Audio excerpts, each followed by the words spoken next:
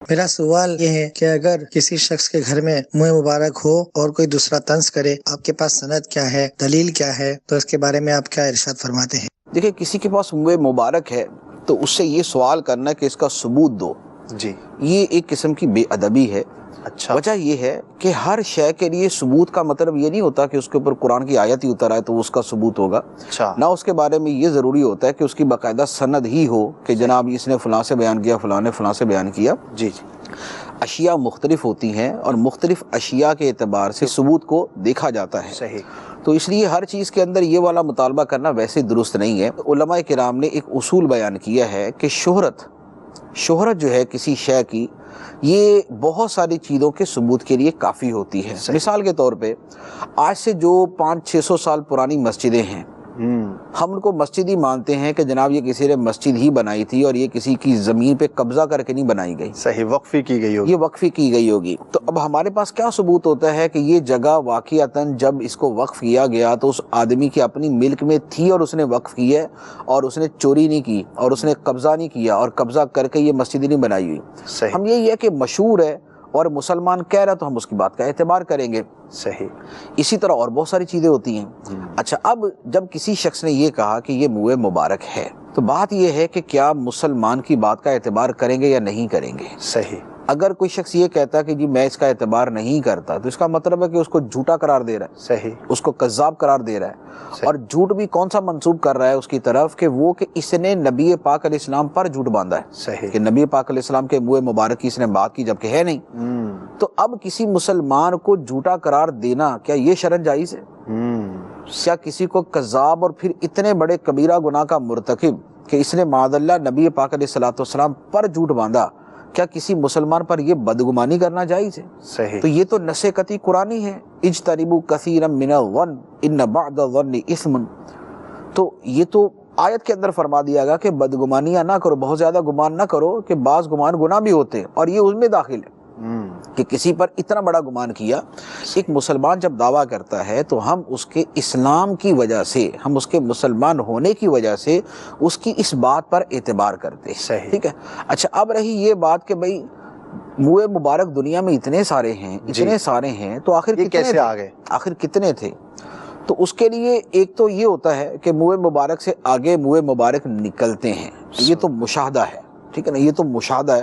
میرے اپنے ایک دوست ہے، ان کے پاس ایک منہ مبارک تھا، میں نے خود دیکھا 2-3 سال کے بعد وہ 3 تھے، سبحان اللہ، سبحان 2-3 سال کے بعد وہ 3 تھے، کیا بات ہے، بڑھتے رہتے تو ہیں، بڑھتے ہیں۔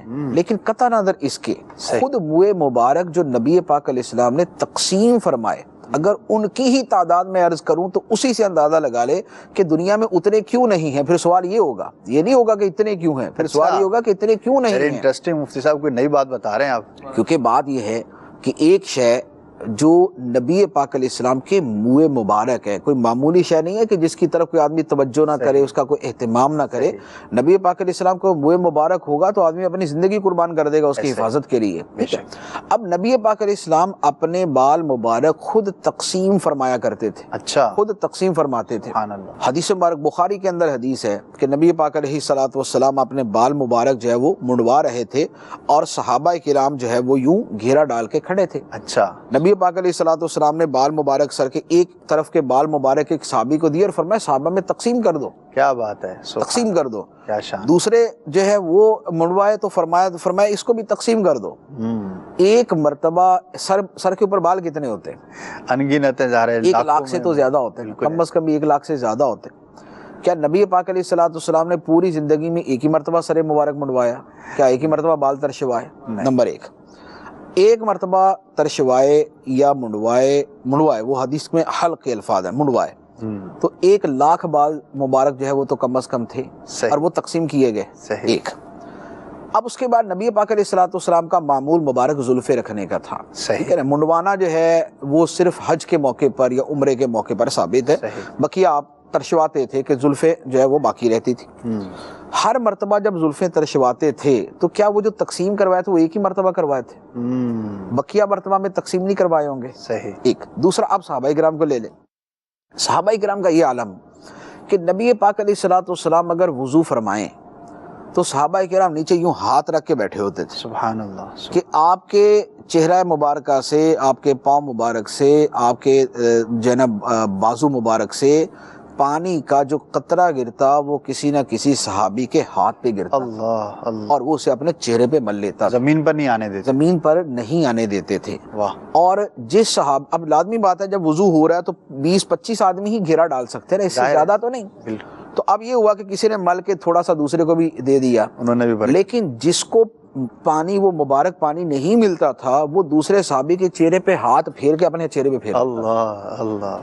اب بتائیے کہ صحابہ کرام اس مبارک پانی کی قدر زیادہ کریں گے یا نبی پاک علیہ السلام کے بدن اطہر کے اس ٹکڑے منہ مبارک کی قدر زیادہ کریں گے؟ ظاہر ہے منہ مبارک جزو بدن، جب وضو کا پانی زمین پہ نہیں آنے دے رہے، جب منہ مبارک، جب پانی زمین پہ نہیں آنے دے رہے تو منہ مبارک کس طرح ادھر ادھر معاذ اللہ گرنے دیتے ہوں گے؟ سوال ہی پیدا نہیں ہوتا۔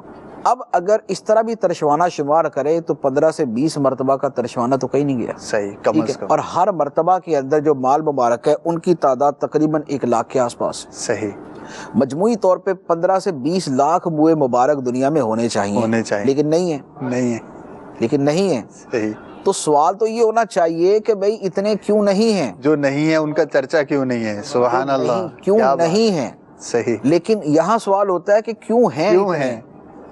بھائی اللہ، سوال دوسرا کیا کرو کہ کیوں صحیح، نہیں ہے، تو اس کا ہم جواب سوچیں کہ ڈھونڈیں، اور کہ بھائی اشاق کے پاس بہت سارے اشاق نے اپنے کفن کے اندر رکھ لیے ہوں گے، بہت ساروں نے اپنے قبر میں اپنی آنکھوں پہ رکھوائے ہوں گے، بہت ساروں نے اپنی قبر میں طاق بنا کے رکھوائے ہوں گے، تو اس لیے وہ کم ہو گئے، تو ہم اس کا جواب دیں گے، اس کا نہیں دیں گے، سبحان اللہ۔ کیونکہ سوال ہی نہیں بنتا۔ آپ نے تو مفتی صاحب بالکل جو ہے نا وہ سوال کو جواب اور جواب کو سوال کر دیا، اور ماشاءاللہ لاجیکل ہے، لاجیکل ہے نا، حدیثوں کی روشنی میں ہے، لاجیکل ہے، بالکل سمجھ آتی ہے۔